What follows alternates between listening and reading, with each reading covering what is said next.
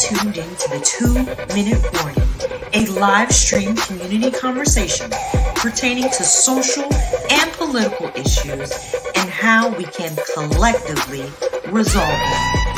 Powered by the Westside Gazette.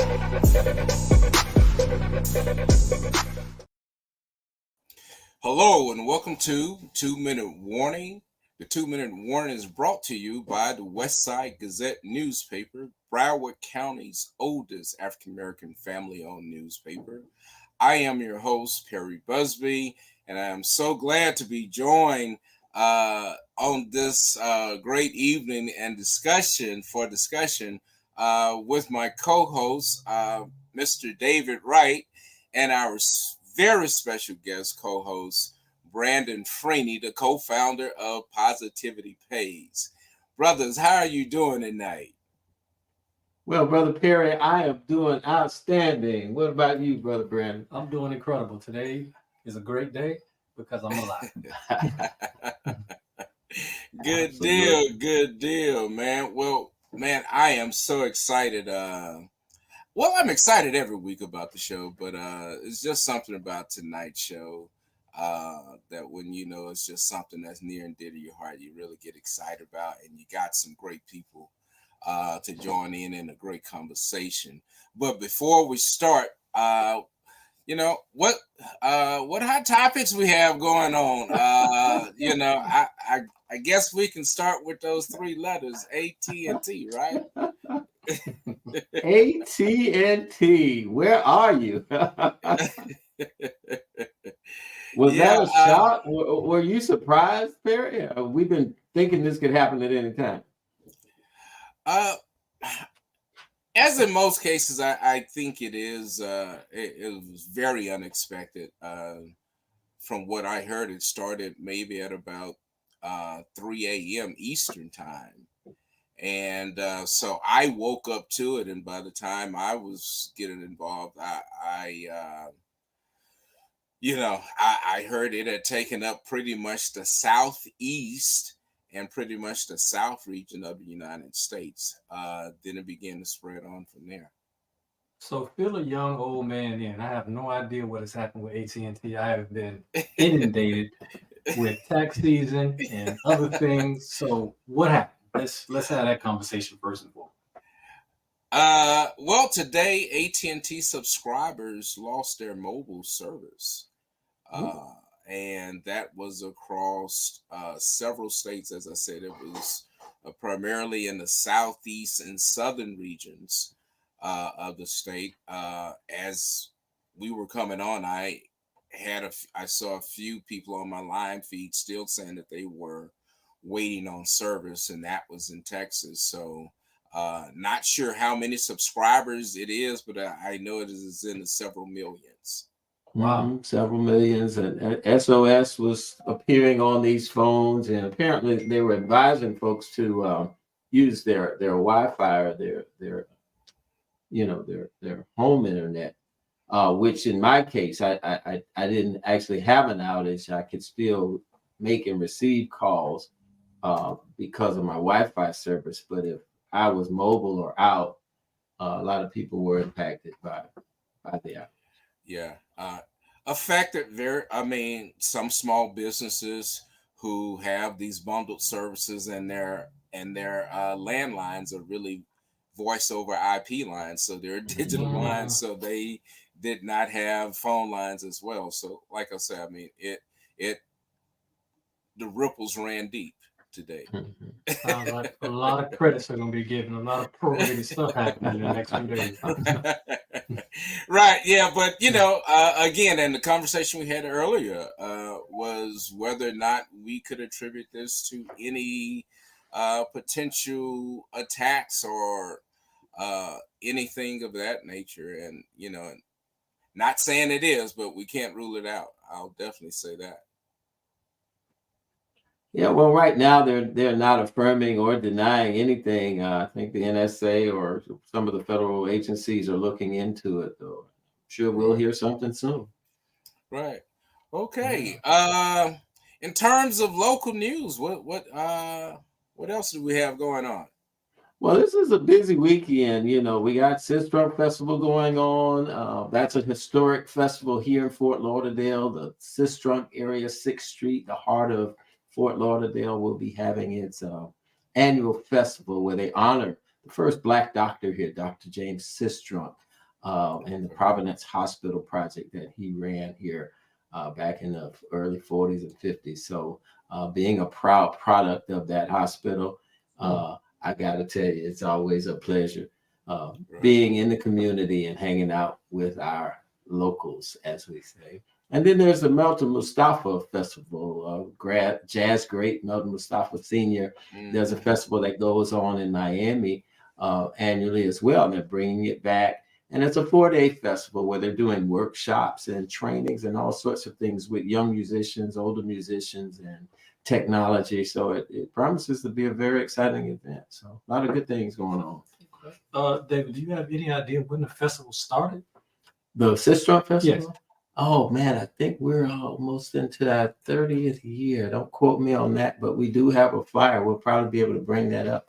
Not sure. I think we're somewhere in the 30-year range. Okay, I'm just thinking about being a 39-year-old man, and when I was 10 years old, it was a big deal. Yeah. And so I would go every year up until about my mid-20s or so. So I haven't been in a while, but I'm quite sure it's still, the thing to do on that, third Saturday in February. Yeah, so third, fourth Saturday every February. We yeah. try to keep it around the same time of the year. Weather's usually nice. Yeah. Yeah, it's really awesome. Yeah. And speaking of that, we probably just want to segue right into our sports analyst, because he's usually at the festival, but right now he's going to chime in and give us some updates on what's going on in the sports world. None other than our own Mr. Noonie Robinson. Noonie, are you there? I can hear you. Can you hear me? Yes, sir. We can hear you loud and clear. Outstanding. Well, happy Black History Month. I think it ends too soon. It's right around the corner. As a matter of fact, I did a piece in the Gazette this week. I know I'm not talking about what I told you I was going to talk about, but very, very briefly, if you all would take a walk back down memory lane with me, in 1966, the Texas Western Miners played the Kentucky Wildcats in the national. You remember that? Yeah. And every Black American in the country was on pins and needles because Adolph Rupp could not believe that an all-Black team could defeat his number one ranked Wildcats, but they did so 72-65, and it was a great ball game, and it was just great for Black America all over the country. And I was just so excited about that night when you mentioned the Sistrunk Festival. I thought about that.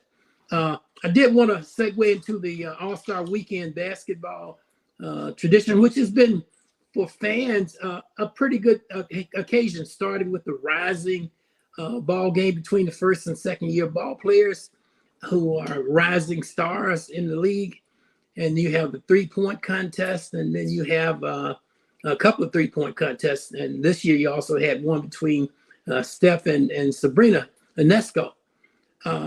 But somehow, with the game being played the way it was played and the way it turned out, you had more points scored than in the history of the All-Star game. It was a defenseless game. In other words, they didn't play any defense, and I think the fans expected more. And I really believe that if the league doesn't do something about it, it's going to turn a lot of people off. And that's really what has happened. So this weekend, they said the highlight of the entire weekend was the 3-point contest between Steph Curry and Sabrina Ionesco, which Steph won 29-26.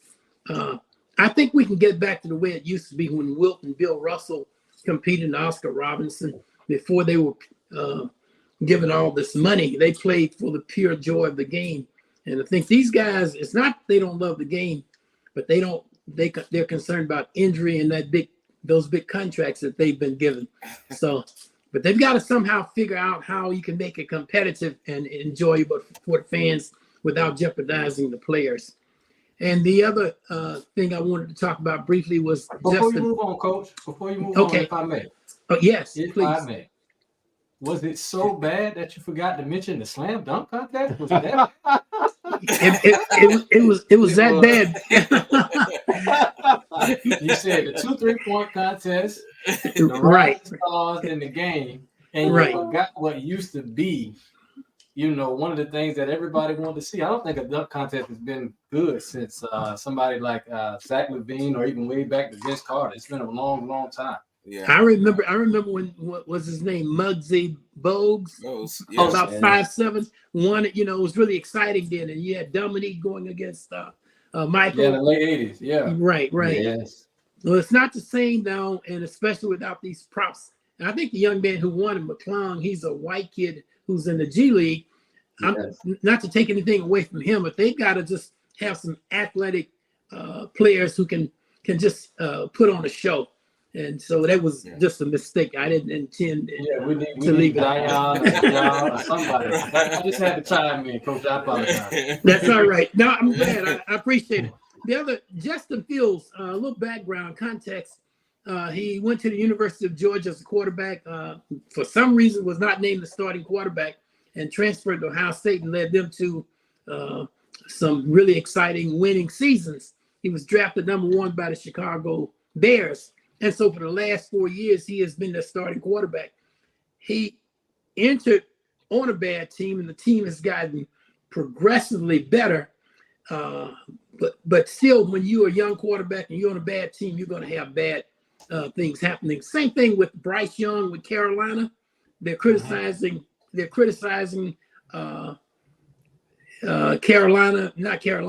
Houston for not drafting. Carolina for not drafting C.J. Stroud, who plays for Houston, instead of Bryce Young. But Carolina has a bad football team, and Bryce Young is an excellent quarterback. When you mesh inexperience with poor football team, you're going to have poor results. So here's the dilemma right quick. Bryce Young is being considered to be traded to another team because Chicago has the #1 draft pick. And they're thinking about drafting the kid from USC. What's his name? Caleb Williams. Yes, who is from the DC area. I personally think that they should keep Justin Fields and try to get the receiver from Ohio State, because I think Justin Fields is at the point now where he's really ready to explode and become a proficient quarterback. But if they trade him, they're going to be starting over. So it may take another 2 or 3 years for them to achieve their goals. So I just think they really need to think that out. And Poles is a black general manager, and it's really up to him for Chicago to make that decision. I hope he makes the right decision. I'd like to see them keep Justin. I guess that's basically my point. There were some other things, but we'll talk about those next week. I know you got to move on. Sports is really getting exciting. Basketball is taking over, but I did wear my shirt. I found my shirt. It has all of the NFL teams on it. So thank you. Awesome. All right. Thanks, Coach. Right. Thank you. All right. We'll see you next week. All right. Okay. All right. LeBron James. Well, and want to move into bring on our next guest. And our next guest is not a stranger to our show, although we've yet to really delve into this story, and we will really soon.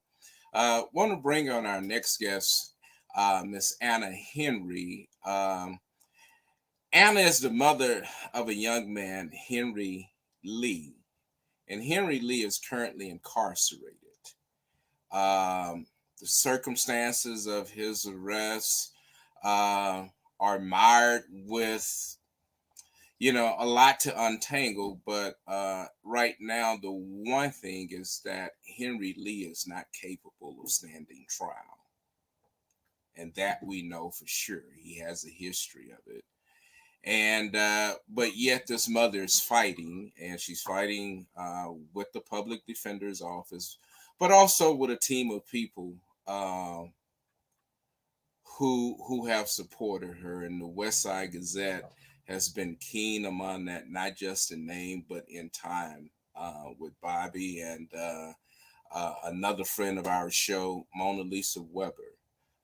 Who is really the reason how I got involved in this. And so just want to bring Anna on to talk about an event that's being held this week to help bring attention to this to this case.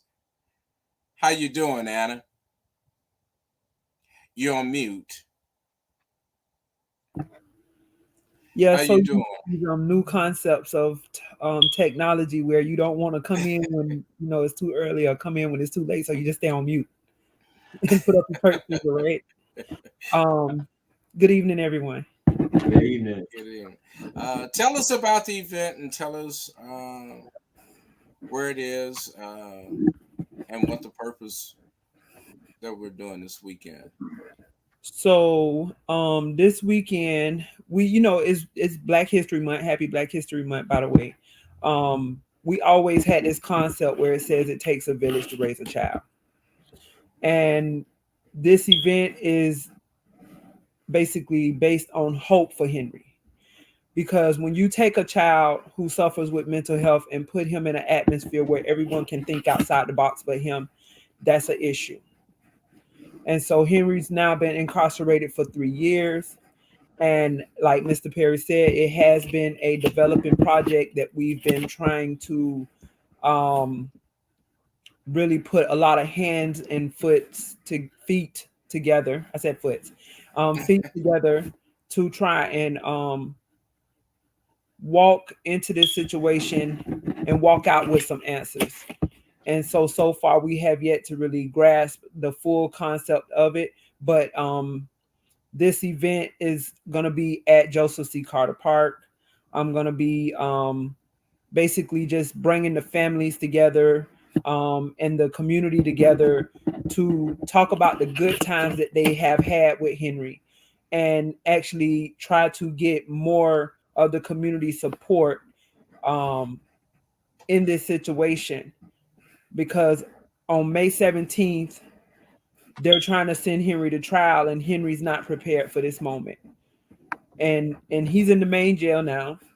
He is 18. He just turned 18 in December, but definitely trying to connect the dots with the community as well as the leaders who we support and who we need to support us in the struggle of mental health and our youth going forward. Okay. And that's at Sunnyland Park. Again, can we put that flyer? Yeah, Joseph C. Carter Park. Joseph C. Carter Park is called the subject of the matter is called The Gathering. And may we bond in faith, hope, unity, and togetherness. It starts at 3 p.m. from 3 p.m. to 5 p.m. Okay. And it's a lot of family and it's a lot of friends, because Henry not only was a resident in the community, he also was a community supporter. He did a lot of hands-on work. He helped out a lot in the community as well. Prior to, I kept him in different engagements, volunteering and helping out as much as needed, because I do a lot of community advocacy within the 33311 district as well. Okay. Sister Anna, before we let you go, our hearts are and prayers, and I plan on being there. What outcome would you like to see from this event? From this event, I need the support from the community to tell their favorite Henry story, because he's very well known. Henry had a future that the community wasn't ready for. And I feel like it was kind of taken away from him in a sense where we still, like I said, we can still have that hope for him to be able to live somewhat of a life, and don't let the, nature of, the lack of understanding when it comes to mental health be such an issue where we overlook the value of his life. Thank you for sharing that. Thank you guys for having me on. Thank you all for all you do, and definitely keep up the good work. All right, thank you. Yeah, we're planning a show around that, because that is a situation we all need to be aware of. As she say, Henry is just turning 18 and he's already been in jail 3 years. So do the math. And this started long before this incident. It just speaks to a system that failed not just Henry, it failed his family, it failed our community.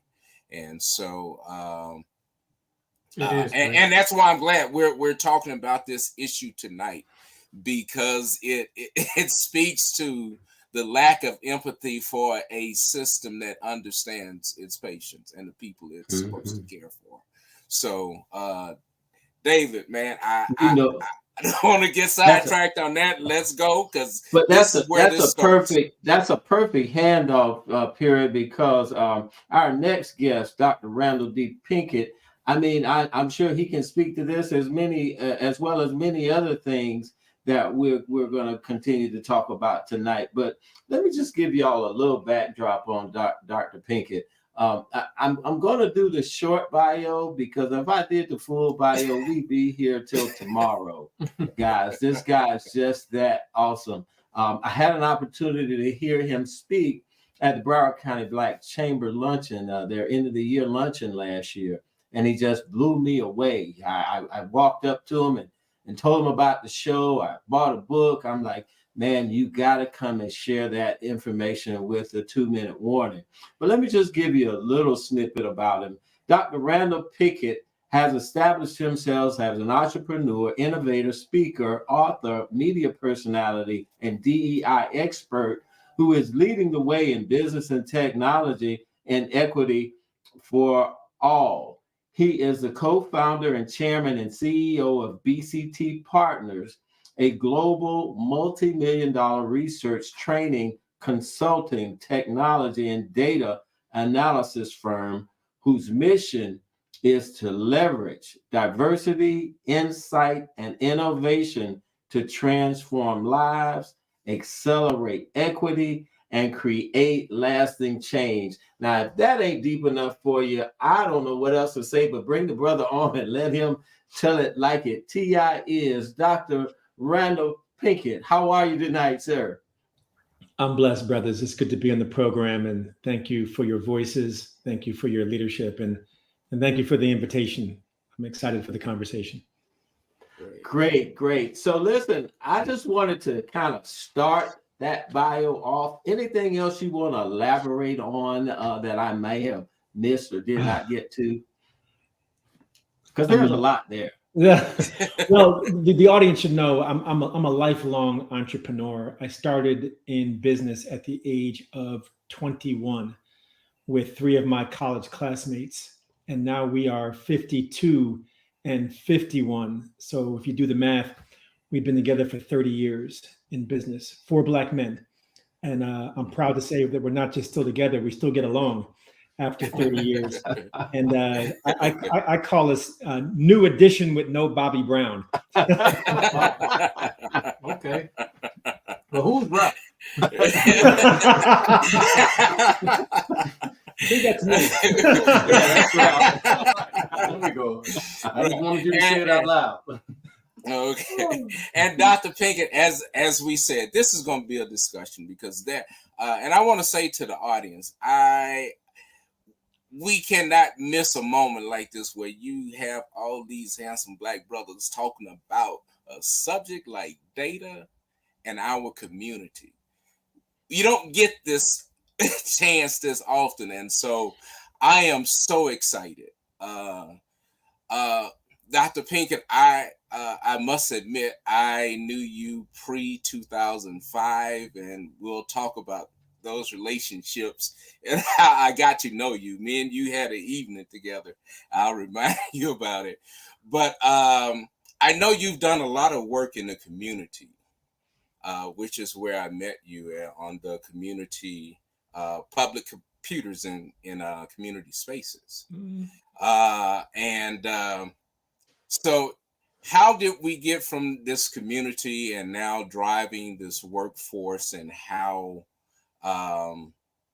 data is playing an intricate part in now how we work and how we move? Well, you all have seen what I've seen, which is as we have evolved as a society, we have generated and collected increasing amounts of data. I mean, data is collected by your phone. It's collected when you shop. It's collected when you travel. I mean, smart homes and wireless devices and all the technology that is now embedded and almost ubiquitous in our society, it's all gathering data. And it's amazing the things that we can do. I mean, I was talking to my business partner the other day, and he was telling me how grateful he is that his father, who is aging, has a watch that can detect if he's fallen down. And if it detects he's fallen down, it can send a message to his emergency contacts, and it can also communicate his location. Now think about that. Knows if you've fallen down, knows your emergency contacts, and can tell them your location. That's all data driving 3 interventions that could lead to saving someone's life. And but where I'm going with this is we have to be aware of what data is being collected on us. We got to be aware of that. And then we have to be intelligent about making sure that we're in the driver's seat on how that data is being used. Because data can go both ways, like anything else in life. It can be used for positive, or it can be used for negative. It can be used for good or used for bad. And we talk about surveillance and, unwanted data collection and cybersecurity hacks and breaches and et cetera. We have to be ever more vigilant. We talk about literacy. There's a level of literacy around data that we all need to protect our communities from harm. And I won't even get into what AI has brought to the conversation. We can go there if we want. Okay. Yeah. Well, and go ahead. No, and I was going to say also with that comes the biases as you've kind of written about in your book, and the implicit biases. So those that are controlling the data, if they do have these biases that truly can be used against us, how should we be evolving when it comes to that? Because, when we talk about diversity, equity, and inclusion, I did one of the implicit bias tests, and I was shocked of what I perceived. So in your book, y'all talk about the millions of impressions that come and how our brain kind of minimize it to a certain level of what we're conditioned to seeing on a regular basis. How do we self-introspectively work on our biases? Yeah, I mean, one of the reasons I wrote data-driven DEI, data-driven diversity, equity, and inclusion, and I would invite your viewers to go to datadrivendei.com, where there's some free resources that are available on this very topic. But I wrote it because there's been a lot of conversation about DEI in organizational context, school context, corporation, and the like, but not as much conversation, I think, about personal journey as it relates to more diverse relationships, more inclusive behaviors, more equitable practices. And to your point, how do we raise awareness of our own biases? Now, people hear the word bias, they assume it's negative. A bias can go both ways. It could be a positive bias because I have an affinity toward you, or it could be a negative bias because I've not had much exposure to people like you. But many of our biases operate in the unconscious realm. We're not aware that they exist, and they can affect our behaviors in ways that we are unaware and are unintentional. I'll give you a very simple example.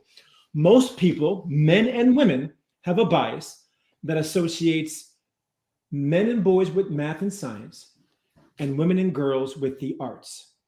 Most men and women have that bias, that automatic association. So if you give teachers tests in math to grade, and they can see the names on the tests, boys score higher than girls. If you remove the names and ask teachers to regrade those tests, boys and girls score the same. Now, why is that? Because the association of boys and men with math unconsciously kicks in, which favors boys over girls, and the test scores end up higher. So it is taking tests like what you've mentioned, the implicit association test out of Harvard University, that brings to our conscious realm our unconscious biases, because only then can we take proactive steps to mitigate them. And I'll offer this to close out my answer.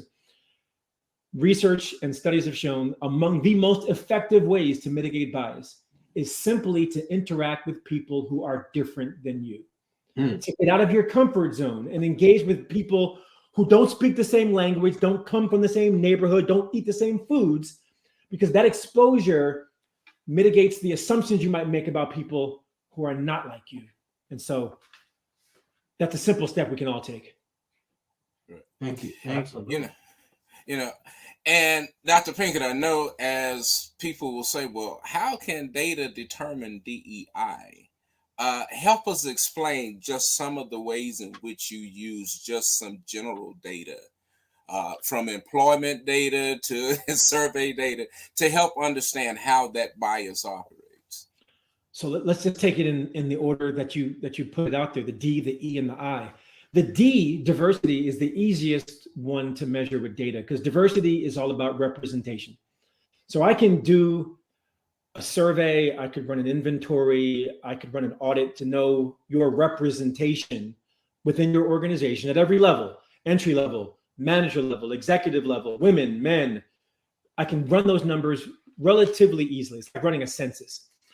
The I, it's a little more difficult because the I speaks to whether people feel like they're included, whether they feel like they belong. But I can run a survey to ask them questions like, do you feel like your voice is heard? Do you feel like your ideas are received positively? And I can also run focus groups and interviews. That's qualitative data. The survey is quantitative. And in those focus groups, I can ask them in a safe space, have you experienced discrimination? Have you felt like you've been denied opportunity by your supervisor? And keep it confidential and with an anonymity. And by combining the survey with the focus groups, the quantitative with the qualitative, I can paint a picture for who feels included and who doesn't. The E, equity, again, a little more difficult, but we can still use data to drive our understanding. Equity is about inequity. Where are people experiencing differential experiences that cannot be explained for any other reason than unfairness? So if I run a pay equity audit of your organization and ask a simple question, if I take African Americans in supervisory positions and whites in supervisory positions, what's their compensation? And I'm comparing apples to apples. And when I run those numbers, I can see, is there a significant difference in pay equity leading to an inequity, in which case I now have to take proactive steps to understand and address why I have a pay inequity. So the D is representation. The I is inclusivity, and I can do surveys and focus groups. And then the E, I'm going to get into your HR system, into your human resources systems to understand where there may be inequities where we have to close those gaps. That's 3 simple examples. Great. Well, Dr. Pinkett, I can see why some of these corporations don't like you. I'm only speaking from experience. My last job at AT&T, they had to close our center because apparently our employees were older. They had a lot of tenure, so their pay grade was a lot higher, and it was time to go. Yeah. Well, there's an AT&T theme running here. I started my career at AT&T Bell Laboratories, so. Oh, wow. Yeah. Maybe we both need to go back and help them fix this problem. Yes, I think so. I had an AI question for you, Doc. Go for it. You mentioned it, and because it has my fascination right now and my attention. Do you think that as we talk about literacy, because that's something I focus on with my organization, do you think that many of the disproportionate things we have in our community as it relates to literacy, whether it be just basic literacy or financial literacy, do you feel like AI has an opportunity to level the playing field for the Black community because of its capability if we took it seriously?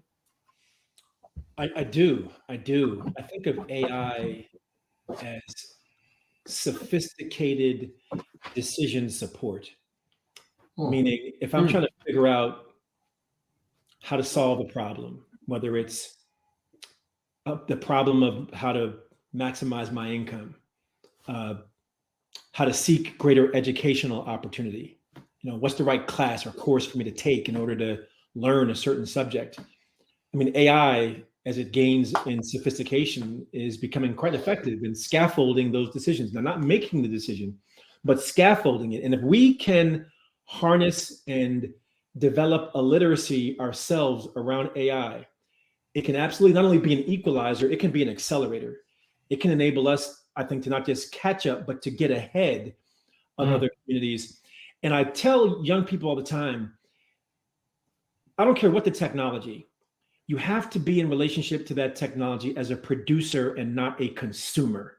And I'll give you another simple example. I like simple examples. When my brother and I wanted a video game, our dad got us a computer. And I'll never forget his words when we opened up the gift thinking it was a video game. He said, if you want to play the video game, you have to make the video game.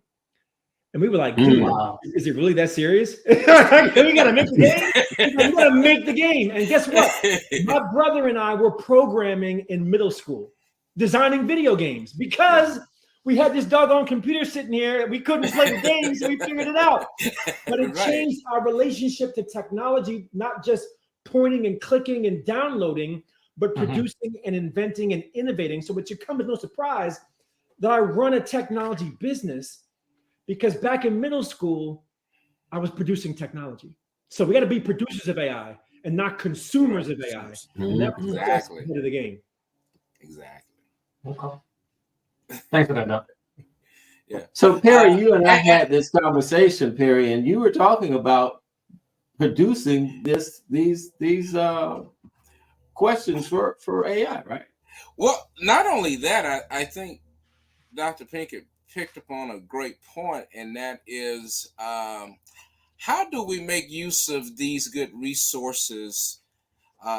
You know, one of the things we have now with some small businesses is the lack of a tech incentivized person on staff.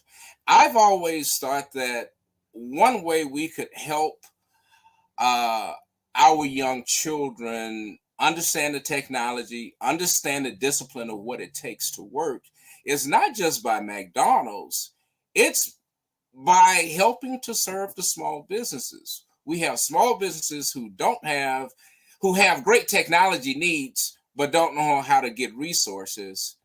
We have young people who are looking for jobs and they have a raw skill that we need to refine. And if we can focus on that beyond just STEM and use a Booker T. Washington methodology, you got some skill. I just need to help you understand how to go from just making a horseshoe to refining steel or becoming a steel worker. This is, I think, where we are. Would you agree? And how do we get there? I mean, because I kind of feel like sometimes there's a gap in our community in understanding the technology needs, and we're living in a technology society, so we need to create technology workers. Well, I'll offer this.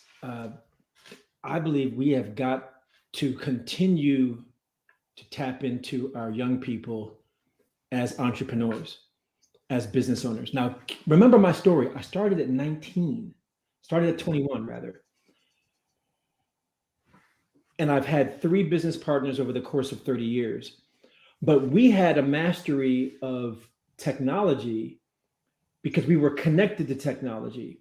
And I'm a big believer that there is wisdom in our young people and there is an entrepreneurial spirit in our young people. But if you asked me when I entered college, where did I see myself? I answered, I saw myself in corporate America because that's all I knew.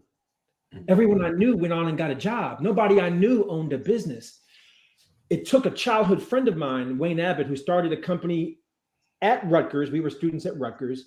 He was 2 years older than us. And when we saw him start a business in college, we said, well, doggone, if Wayne can do it, why can't we do it? And it changed our entire trajectory.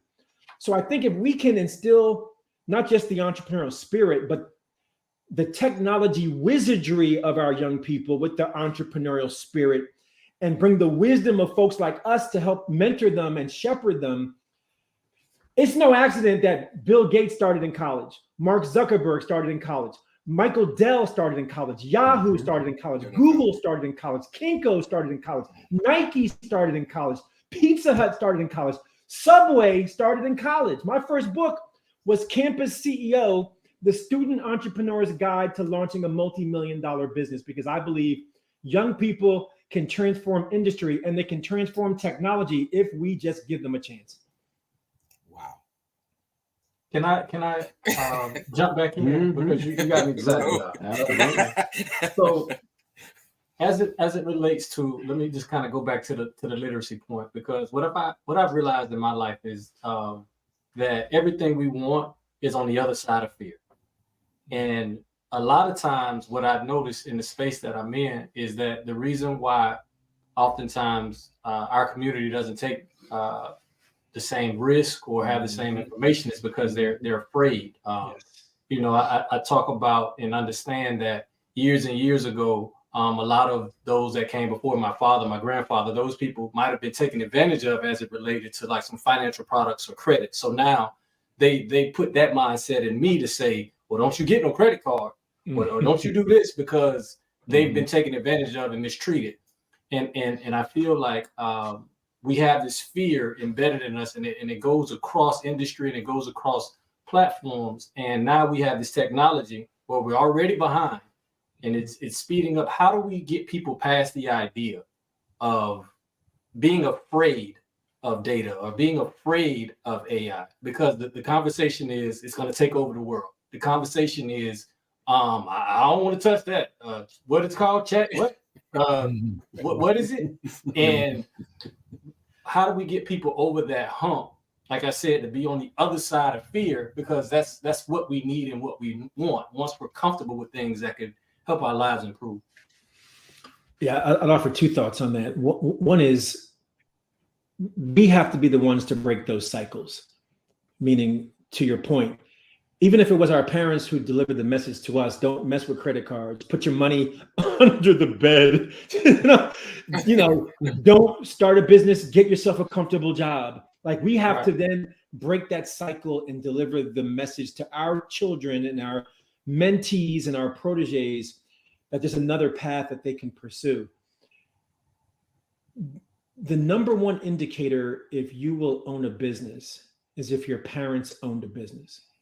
So follow the logic there, which means if you're first generation entrepreneur, you're now setting the trend for the generations that come after you. And that has to be on all the matters you discussed: financial literacy, risk taking, technology, entrepreneurship. We have to go down that route. But then second, what I've learned as an entrepreneur in the entrepreneur world, failure is not only accepted, it is celebrated.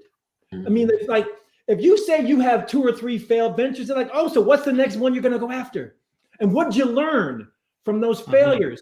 So when we demystify failure, in fact, let me piggyback off what you said. People aren't afraid to fail. People are afraid of the consequences of failing. If you remove the consequence, say it's okay to fail, like go for it, like go make a mistake. And we can set that culture in our homes and in our community.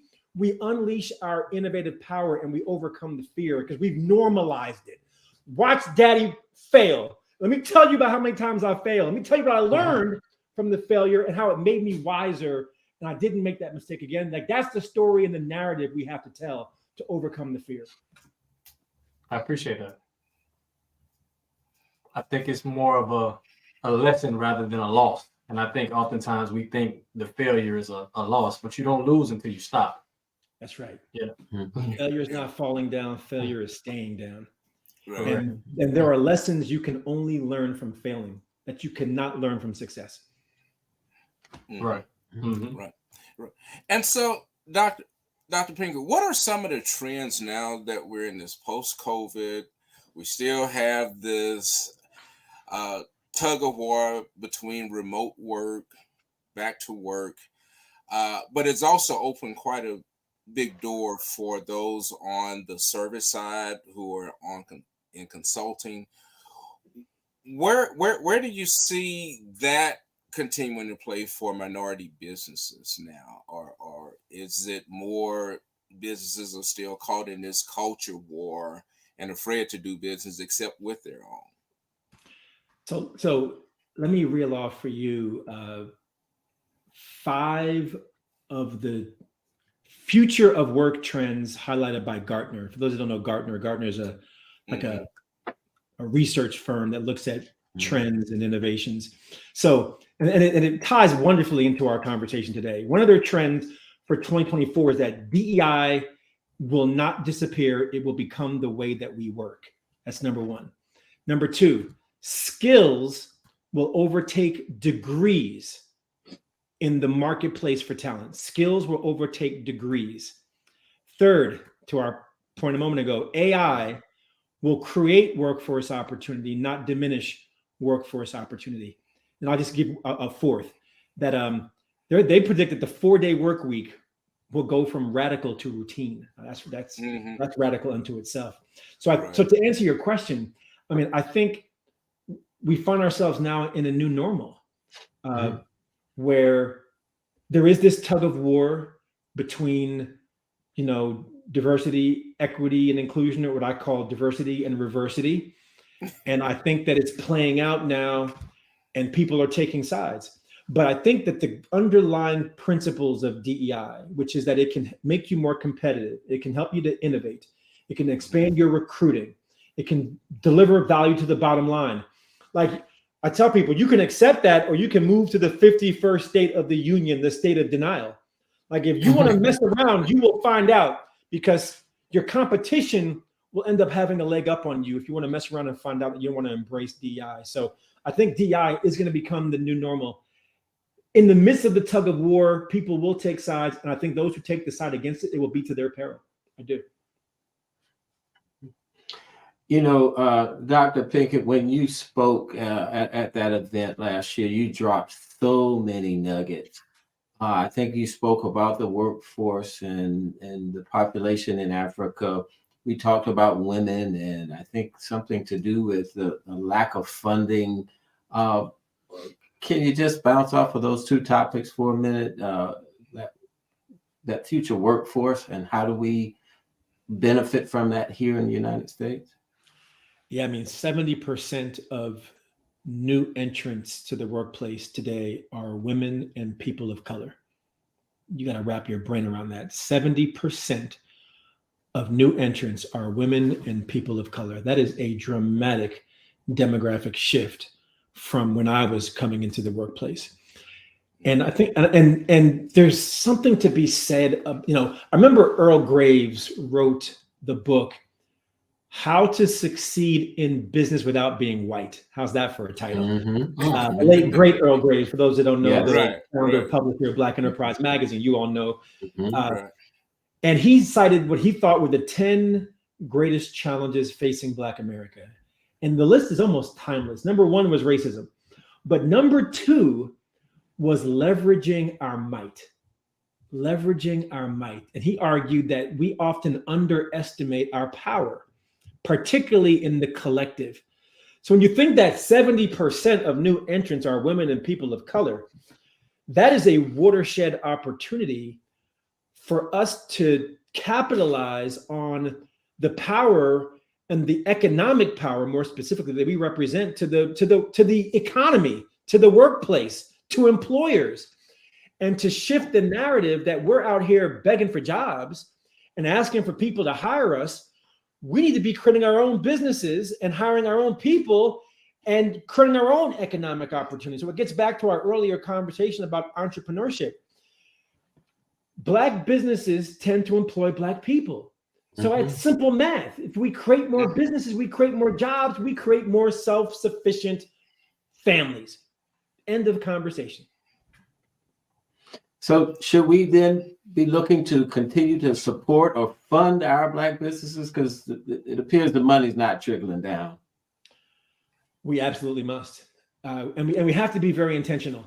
And it's becoming easier and easier every day to support Black business.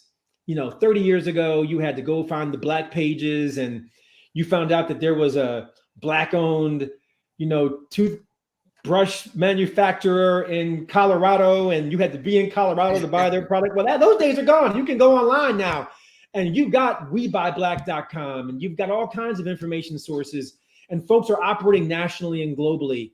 I mean, so there's fewer excuses other than our own excuse that we need to do better at supporting our own. And so I think the conversation about Black people supporting Black business has to be front and center. And it's not just retail. It's also business to business. It's Black IT firms hiring a Black marketing firm. It's a Black, chauffeur or limo company hiring a Black web designer. Like, it's that B2B and what we call B2C, business to consumer and business to business. Question about what you just mentioned, and I want to know if it mirrored in a different space. So you said 70% of those entering into the workforce are either women or people of color, correct? That's correct. I'm not sure if you have this information, but is that being reflected in the electorate, being that it's an election year? Are we seeing those types of numbers in terms of demographic shifts, in terms of those that are going to become voters or coming into that space to shift the dynamic in terms of who's voting and what their demographic may be? Great question. Yeah, that's a resounding yes with a caveat. Let me speak to the yes, and I'll speak to the caveat. The yes is that America will be majority minority by the year 2042. Okay. And so 18 years or so. Exactly. And minorities are already the majority in Hawaii, Texas, Florida, Georgia. They will be the majority in New York in less than 10 years. Babies born today are majority minority. So the shift is taking place, but here's the caveat. We're concentrated in certain states. So when you look at blue states and red states, or even for that matter, any state, I mean, most states in our country are a combination of large urban cities and then suburbs or exurbs. The cities are majority minority and the suburbs are majority not. And so depending on your calculus, if your state has cities that outnumber the suburbs, you're blue. If you got suburbs that outnumber the cities, or you got no cities, then you're red. And so, yes, the shift is and has been taking place, but only in certain states. But Georgia is a perfect example, because Georgia turning to a blue state and now having 2 Democratic senators and seeing the tug of war around the governor's election with Stacey Abrams and the like certain states are flipping. Certain states are not even close to flipping, no matter how many shifts we see, because the numbers just will never add up. Yeah.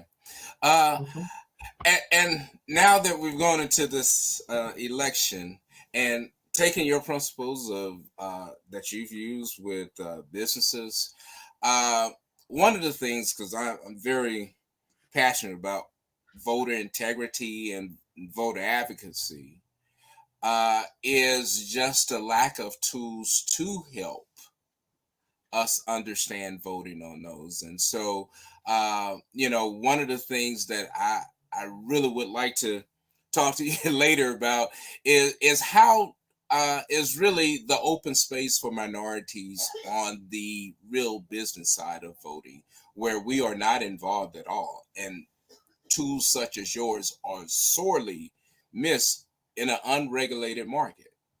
And so how do you see us overcoming this whole idea of voting aligning with polls, or as they say now, the strategy, these polls are now so out of whack that we are not understanding, which I think just adds to confusion. Yeah. I mean, I felt like the year that Trump was first elected was not that we hadn't seen this before, but it was a milestone moment for me in the polling not aligning with the reality. And it's been the case it's been the case since. It's been, I mean, it hasn't necessarily gotten better. The science of polling is actually more art than it is science. And when you talk about representation in our earlier conversation and who's in the sample and who's being sampled and who's not being sampled and where are they being sampled and how the model's being generated, again, therein lies an opportunity for us to have our voices in that conversation, because we know, I mean, another classic example, I mean, artificial intelligence, the sensor, when you go into the restroom, that detects whether your hand is there to then dispense the water, it was trained on white hands. So if you put a black hand under that sensor, it may not sense it because it wasn't trained on a black hand. Now they fixed that, of course, since it was first introduced. But if you design an algorithm to predict the outcome of an election and there's no black or brown people in the room for when you designed it, how you designed it, who you're polling, who you're including in the model, it can't be right. So we need representation at the table. We need producers of the algorithms and the systems and the tools in order for us to have greater fidelity. And to the earlier discussion, if the demographics are shifting, who's in the table, who's in the room to decide how the model is being built to determine what the prediction is for the model for the election, which of course influences perception of who's leading and who's not. And then it's down that slippery slope from there. Wow, what a powerful conversation, guys. I know we're getting close to the top of the hour, but I'm telling you, we're not going to try to cut this short by no means. But Dr. Pinkett, you mentioned something that impressed me so much that I stole it. I had to use it. But can you just elaborate on the two most important days of our lives? You floored me with that one. Yes. The two most important days in your life are the day you were born and the day you figure out why you were born. I believe we are all here on a mission. The question is, what's your mission? Said differently, how is this world going to be different because of your presence in this world? And as long as you still have breath in your lungs, and I'm a man of faith, that means God is saying your work is not done. That's right. And so I think the question that hovers over us every day, whether we ask it or answer it or live it out, is what mission have I been sent here to accomplish, and what work remains to be done to accomplish that mission? In my second to last book, Black Faces in High Places, my co-author and my business partner, Dr. Jeffrey Robinson, we came across a model out of Japan called Ikigai, Ikigai, Ikigai, which literally translated means reason for being, purpose, mission. And it has these 4 concentric circles, and the Ikigai is in the middle. The first circle is, what are you good at? The second circle is, what do you love to do? The third circle is, what does the world need? And the fourth circle, you'll love this, what can you get paid for? So what are you good at? What do you love to do? What does the world need? And what can you get paid for? And at the center of that is your Ikigai. But here's where it gets deep. The studies have shown that people determined to have found their Ikigai live a longer life. And the origins of the Ikigai concept was fulfillment in life, meaning in life, reason for being in life. And it just so happens when you find that Ikigai, you live a longer life because you live a more fulfilled life. So we put that in the book because it was such a powerful construct for answering the question, not when you were born, but why were you born? Ikigai, check it out. Great. Man, I don't know if we even need to end. That's a perfect way to end. Doc, you must be look, I'm a preacher's kid. You must have a preacher in you somewhere. You know how to close. That is a perfect way to close, man. Oh, man. As they say, 3 points in a poem. That's a great poem now, Doc. Yeah. But if we can put the suit on so I can qualify for it.